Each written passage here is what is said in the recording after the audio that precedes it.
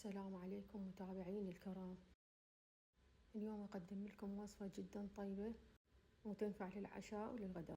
وهنا بقدر على النار نزلت مقدار من المي، وهسه ننزل عليه صدر الدجاج مقدار نص كيلو، وعندي هنا بوتيتات مقشرات ومغسولات، وهسه ننزل عليهم حبة من البصل مقطعة، وهسه نخليهم على الغاز لحين الاستواء، وهسه نتركهم يغلون. وعندي هنا بقسم مال كعك طحنته، وعندي هنا مجموعة من التوابل زائد الملح، وأيضا ماجي دجاج أو مرقة دجاج. بعد ما استووا طلعتهم هسه على صفحة حتى أطحنهم. إذا عجبتكم الوصفة لايك واشتراك وشير بين الأهل والأصدقاء حتى الكل يستفاد.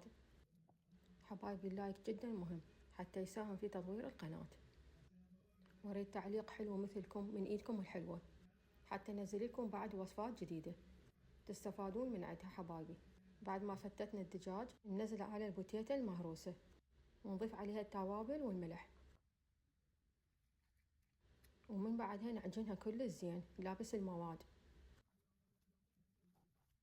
ومن بعدها نكورها وانتو كوروها مثل ما تحبون. ومن بعدها نغطسها بالطحين ووراها بالبيض، ومن بعدها نسويها بالبقسم المطحون اللي هو عبارة عن كعك وطحنته مثل ما تلاحظون قدامكم.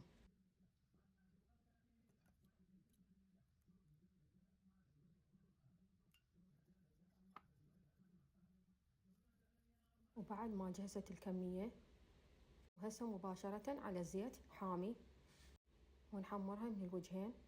حان الآن التذوق. بنات ما تتخيلون كلش طيبة. علينا وعليكم بألف عافية، وشكرا على المشاهدة.